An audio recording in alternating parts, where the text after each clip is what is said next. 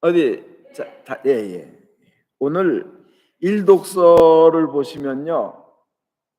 뭔가 장엄하고 뭔가 가슴이 찡하고 인류 역사상 최고의 하나님이 세워주신 가장 위대한 전도자이신 사도 바울이 마지막을 고백하는 그 너무나 감동적인 내용입니다. 하나님을 위해서 온 인생을 헌신하였고 사람들에게 영원한 생명을 전해주기 위해서, 천국을 전해주기 위해서 몸부림치며 일생을 살아가셨던 이 사도 바울이 우리에게 참된 예수의 제자도가 무엇인지, 참된 예수를 따르는 사람들이 무엇을 바라야 될지를 이 편지에서 보여주고 있습니다. 그러나 그분은 인간적으로는 원래 배경은 이스라엘 최고 가문의 최고 학벌의 최고의 존재였지만 그거를 다 내려놓고 그가 그렇게 박해하던 예수를 따르는 사람들, 신자들을 그렇게 박해했지만 삶이 바뀌어서 예수님을 전하던 위대하고 위대한 순종의 사람입니다. 순종의 최고봉입니다. 예수님 빼고는 사도 바울 같이 순종하신 분이 없습니다. 진짜 그것이 근데 하나님의 눈에는 가장 아름다운, 가장 훌륭한 분인 줄 믿습니다.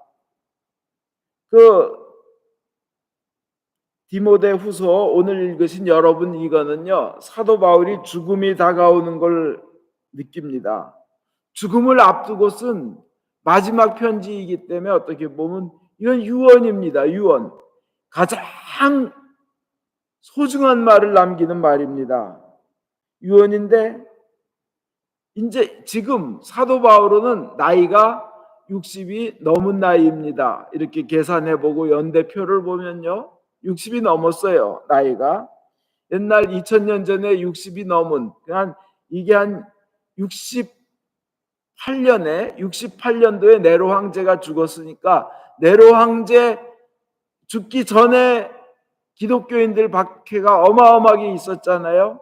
그 박해가 막 이렇게 태동하며 박해가 시작되며 그러는 그 와중에도 목숨을 던져가며 전도를 하시는 분입니다. 60이 넘으신 분이 네로 황제 시절에. 그리고 지금 이 디모데후서는 로마에서 두 번째로 감옥에 갇힌 상태입니다. 그 감옥도 지하 땅에다가 파놓은 토굴 있잖아요. 토굴에 있는 감옥에 갇힌 상황입니다. 그 갇혀서 거기는 춥습니다. 지하 토굴은요 여름에도 시원한데요. 그 다음에 벌레들 기어다니고 축축하고 음습한 곳이 지하 감옥입니다. 거기에다가 나이도 많으신 분이 60 넘으셨으니까 2000년 전에 주위 사람들이 의사인 누가 빼놓고는 다 떠났어요. 심지어는 본인이 개척한 선교지 그 교회 사람들도 등을 돌렸습니다. 오히려 자기가 알고 있는 지인, 잘 알았던 지인 알렉산드라는 사람이 오히려 고발을 해가지고 감옥에 갇혔습니다. 정말 외로운 처지죠. 일생을 주님을 위해 바쳤는데, 그 다음에 재판받으러 나갈 때 함께 편들어서 이분은 죄가 없다, 뭐 사회에서 폭동을 일으킨 일도 없고 이분은 무죄이다 하고 같이 변론해 줄 사람이 하나도 없어서 혼자 재판 법정에 나가야만 했습니다. 여러분, 법원에 법정에 있을 때, 그것도 죄인으로 있을 때 혼자 가는 게 얼마나 무서웠을까요? 그리고 사도 바울은 그 앞에 디모데후서 3장 12절에 이렇게 씁니다. 그리스도 예수님 안에서 경건하게 살고자 하는 사람은 다 핍박을 받을 것입니다. 아예 이렇게 써요. 나이도 들고 평생을 바쳤는데, 근데 그가 받은 지금 이런 상황에서 그가 평생을 주님을 위해서 일하면서 받은 고통을 생각해 보면 분명히 하나님을 전하는 일이었고, 하나님이 원하시는 일이었고, 영원한 생명을 전하는 일이었고, 예수님의 축복과 은혜를 전하는 그였지만 그는 지금 많이 돌아보면요, 그의 삶을 돌아보면서 이 생각들이 다 난 거예요. 이제 죽을 때가 다가왔어요. 사형을 당할지, 언제 사형 선고가 될지, 로마 감옥에 두 번째 지금 갇힌 거니까. 그동안 매도 많이 맞았습니다. 39대씩 되는 매를 5번을 맞았다 그래요. 왜 39대인 줄 아시죠? 그 당시 법이 40대를 맞으면 사람이 죽는다. 그러니까 40대에서 한 대를 뺀 39대까지만, 곤장 10대만 맞아도 살이 터지잖아요. 그런 걸 5번이나 맞았고, 그 다음에 돌로도 맞았습니다. 돌로. 제가 한번 이 머리에 돌로 팍 맞아봤는데 띵한 게 아무것도 안 보이고 피가 쫙 흘러나오더라고요. 그 다음에 채찍으로도 맞았어요. 그 당시에 로마 사람들 채찍은 제가 사순절 때 설명드렸다시피 얼마나 잔인한지 알죠? 이거 막 패어나가고 살이 뜯어져 나가고 뼈가 보이고 하는. 채찍은 3번이나 맞았고, 몽둥이도 맞았고, 또 맞다가 기절도 했습니다. 사도행전 14장에 보면 맞다 기절했는데 사람들이 죽은 줄 알았어요. 근데 다시 죽은 줄, 확실히 죽었다 하고는 갔는데 살아났으니까 기절한 거죠. 저도 맞다가 기절한 적이 2번이 있는데 정신없어요. 정말. 그리고 같은 동족으로부터 죽여버리겠다고 많은 위협을 받았습니다. 이게 이제 사도 바울은 디모데후서 마지막으로 쓴 편지예요. 그의 위대한 이 온 인류를 구원하는 신약 성경에 반 이상을 쓰신 사도 바울께서 쓰신 서신의 편지의 마지막 편지입니다. 사랑하는 믿음의 아들 디모데에게 쓰신 2번째 편지인 거죠. 이제 그런 게 참 생각나겠죠. 지나가면서 죽음이 다가왔으니까. 그동안에 감옥에도 여러 번 갇혔습니다. 빌립보 감옥에도 갇히고 로마 감옥에도 갇히고, 그리고 배가 파손을 됐는데, 배가 파손도 여러 번 됐는데 광풍이 몰아와가지고 배가 파손될 때 여러분 얼마나 파도가 높았겠어요. 막 쓰나미 같았겠죠. 파도가 높았고 그냥 배가 올라갔다가 떨어졌다가 롤링 앤 피칭이라 그러죠. 막 이렇게 했다가 그 다음에 배가 뒤집어질 것 같고 거기에 물이 들어오고, 막 파도는 쳐서 물이 들어오고 얼마나 무섭겠습니까?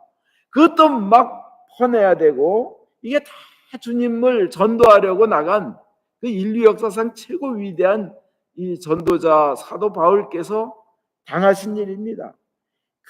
그냥 물을 퍼내면 또 들어오고 또 태풍이 몰아치고 사람이 날아갈 듯한 광풍이 불어오고 바닷속에 망망대해에서, 그리고 하늘은 깜깜할 거 아니에요. 아무것도 보이지 않고 무서운 파도와 바람만 치고, 이런 파선, 그 다음에 망망대해 위에 그냥 떠 있는, 하루고 몇 시간이고 그냥 떠서 어디로 가야 되나, 이게 다 사도 바울이 예수님을 위해서 신자로서 살아간 과정이었습니다. 이게 다 떠올랐겠죠. 그래서 이제 오늘 여러분이 읽으신 대로 나는 피를 부어 희생제물이 될 준비를 했습니다 하고 제1독서의 첫 구절에 여러분 나오는 겁니다. 피를 부어 희생제물이 된다. 이건 뭐냐면 개역 한글에는 관제와 같이 벌써 내가 부음이 되었고 피를 부음이 되었다는 거예요. 관제와 같이. 관제는 뭐냐? 하나님께 제사를 이렇게 드릴 때, 제물을 바칠 때요, 걷다가 제물을 이렇게 타고 막 이러잖아요. 태울 때 그 위에다가 이렇게 피를 붓는 거 있잖아요. 피를 부어서 제물 위에다 피를 붓든지 포도주나 술을 붓든지 기름을 붓든지 했어요. 제물 위에다가. 그걸 관제라 그랬어요. 우리는 공동번역에는 그 피를 부어 희생제물이 될 준비를 했습니다. 이제 지금 죽을 준비가 난 다 돼 있다는 거예요. 예수님을 위하여. 근데 개신교 개역 한글에는 관제와 같이 벌써 내가 부음이 되고 그 희생제물 위에 피를 붓는, 자기는 그 피를 부어지는 피가 될 준비가 돼 있다는 겁니다. 그리고 떠날 기약이 가까웠도다. 그래서 나는 이미 부어드리는 제물로 부어드리는 제물, 그 피의 제물로 드려진 나에게 세상을 떠날 때가 가까웠습니다. 이제 순교를 하든지 죽든지 이게 다가오는 거예요. 이 떠날 때가 되었습니다. 떠날 때가 되었습니다. 세상을 떠날 때가 되었습니다는 이 구절이 있는데, 여기서 떠날 기약이 가까웠도다. 개역 한글엔 그렇게 돼 있어. 떠날 기약이 가까웠도다. 기약이. 이 떠난다는 뜻은 항구에 묶여 있는 배 있잖아요. 항구에 묶여 있는 배를 풀어준다는 뜻이에요. 그래서 지금까지 구속받고 속박받고 억눌려 있던 이 육체, 또 뭔가 해야만 하는 이 그 억눌림, 그리고 전도의 사명, 이제 이것에서 벗어나서 자유롭게 활을 은혜의 바다로, 은총의 바다로, 배가 이제 멀리 큰 바다로 이제 나간다는, 떠날 준비가 되었다는 겁니다. 떠날 때가 됐다. 이것은 죽음을 의미합니다. 이제 사도 바울이 평생을 주님을 위해서 그렇게 일한 분이 이런 속에 계시다면서, 우리는 그가 쓴 편지를 읽는데 우리가 배워야 될 것은 무엇일까요? 그에게, 그런 바울에게 이 구원과 영원한 생명과 평화를 알고 성령을 받은 바울에게는 세상의 고통이나 이 죽음은 오히려 아무런 장애가 되지를 않습니다. 참된 이 예수님을 따르는 제자예요. 정말 우리도 그것을 배워야 됩니다. 많은 사람들이 그러한 사도 바울과 같은 그런 길을, 그거 참 믿음의 정말 핵심인데, 그거는 외면한 채 세상에서의 쾌락과 행복과 성공만 추구하는 것이 교회인 줄 아는데, 그거는 정말 100분의 1, 1000분의 1, 만분의 1, 이건 아예 가당치도 않은 겁니다. 자, 그런 바울이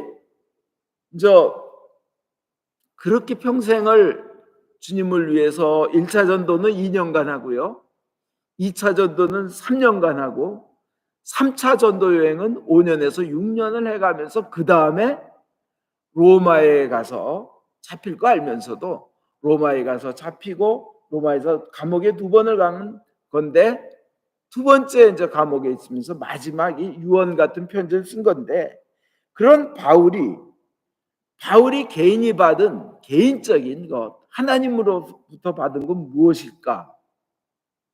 하나님이 그런 바울을 통해서 어떠한 아름다운 결과를 주셨을까? 우리는 이걸 배워야 합니다. 이게 우리 믿음의 가장 초점입니다. 예수님도 하나님을 위해서, 영원한 생명을 위해서 그렇게 고생하셨는데, 인간에게 돌려받은 건 십자가 죽음이었어요. 인간들이 보기엔 그게 다이지만 그거는 아예 비교가 되지도 않는 큰 게 기다리고 있는 거예요. 예수님 부활하셨잖아요. 죽음을 이기고. 그리고 그 부활이라는 것을 그를 믿는 모든 이들에게, 모든 인류에게 줬다는 거. 이건 뭐 어마어마한 거 아니에요. 그럼 사도 바울 개인이 무엇을 받았을까? 그는 디모데후서 4장 7절에서 8절, 오늘 여러분들이 읽으신 거에 보면 면류관이란 단어가 나옵니다. 나는 훌륭하게 싸웠고 달릴 길을 다 달렸으며 믿음을 지켰습니다.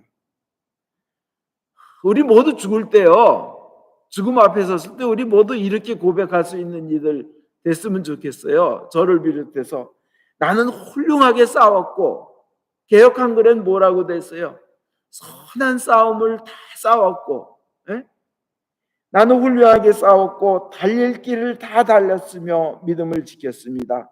이제는 정의의 월계관이 나를 기다리고 있을 뿐입니다. 이게 신자들의 목표가 되어야 될 줄 믿습니다.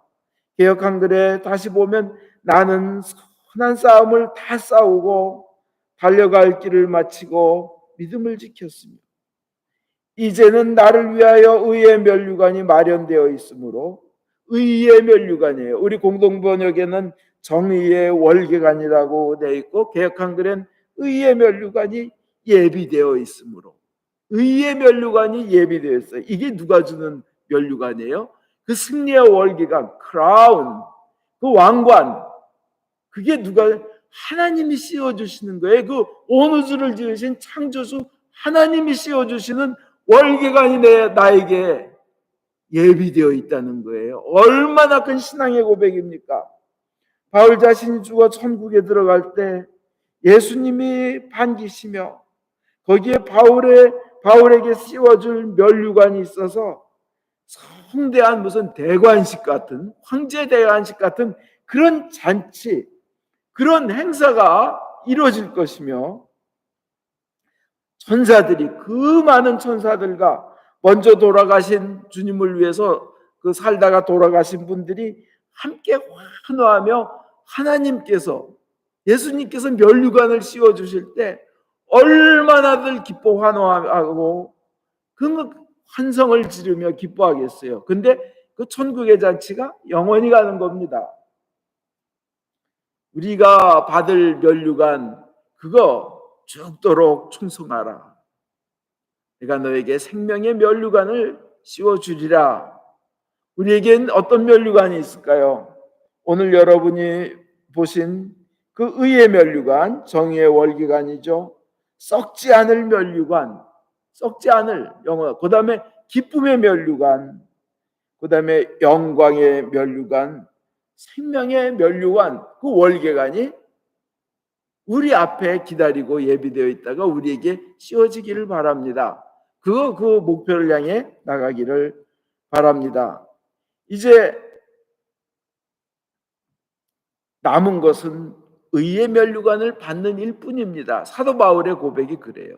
이제 남은 것은 나 죽을 때 다 됐어, 죽어가지만 나는 이제 남은 일이라고는 의의 면류관을 받는 것밖에 없어. 하나님 앞에서, 영원한 생명을 만드신 하나님 앞에서 그렇게 고백하는데, 우리도 이것을 배워야 되고 또 우리가도 그 귀한 면류관을 모두 받아야 될 줄 믿습니다. 바울은 이 편지 쓰면서 죽음이 다가오지만 하늘나라를 소망하며 오히려 기쁨으로, 설레임으로 맞이할 수 있었을 것입니다. 죽음아 다가와라. 그래, 순교야 다가와라. 나는 달릴 길을 다 달렸고 내가 할 수 있는 모든 순종과 내가 할 수 있는 모든 선한 싸움을 다 싸웠고 나는 믿음을 죽기까지 지켰다. 나는 그 천국이 그립다. 나는 그 천국을 빨리 맞이하고 싶다. 사도 바울은 이 마음이었을 거예요. 그 다음에 개인에게는 그러한 어마어마한 영적인 은총이 주어지고, 사도 바울은 지금 천국에선 정말 크신 분으로 계실 줄 믿습니다. 그 다음에 인류에게는 이 사도 바울의 이런 고난과 그 역경과 이 애씀이 어떤 결과를 주었을까요? 그 결과는 바로 여러분입니다.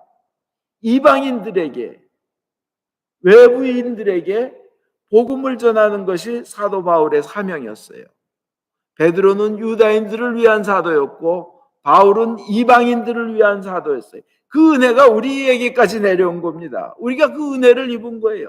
전 세계적으로 주님의 복음이 전해지면서 2000년이 지난 지금까지도 영원한 생명, 인류에게 있어서 가장 소중한 것, 영원한 생명을 얻는 것, 그게 우리에게 전해지는 겁니다.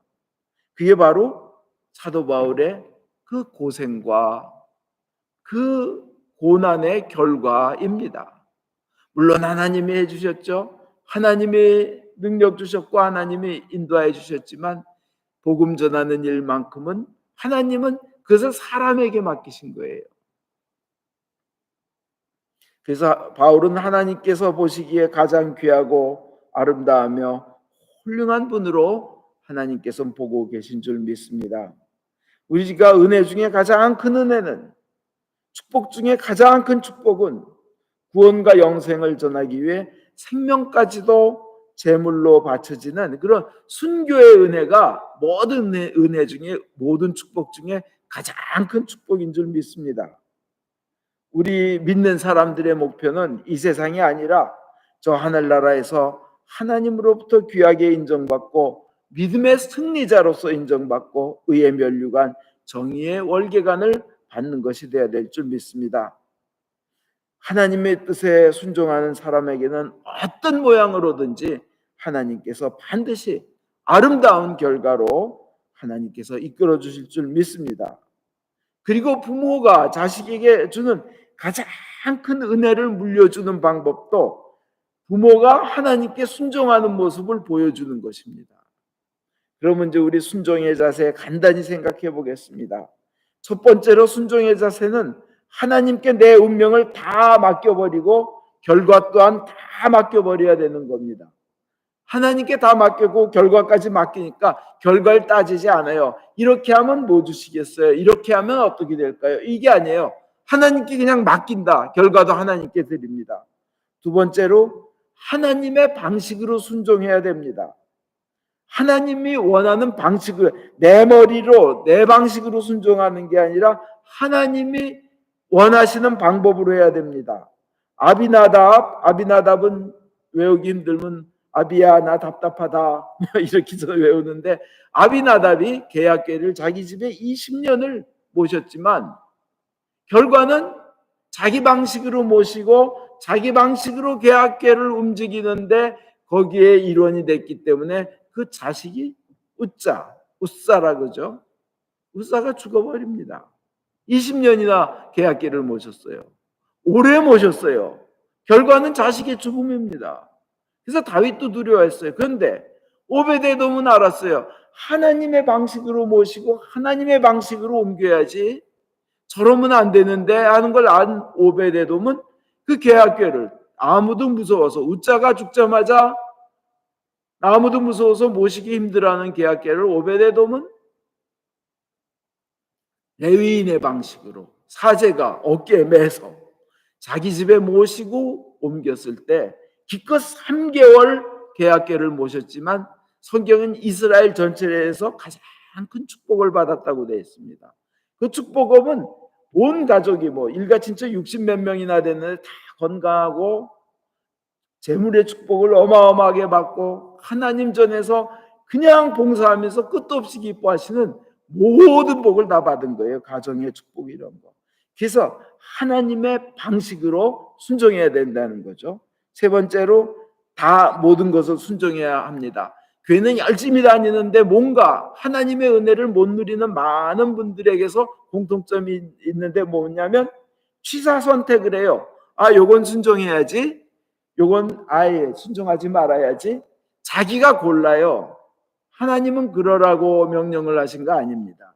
하나님은 그러라고 우리에게 그 예수의 생명까지 내주신 게 아니에요. 아들 예수의 목숨까지 내주셨으면 너희에게 가장 좋은 것을 주려고 하니까 있는 대로 좀 몽땅 좀 순종해라 이거예요.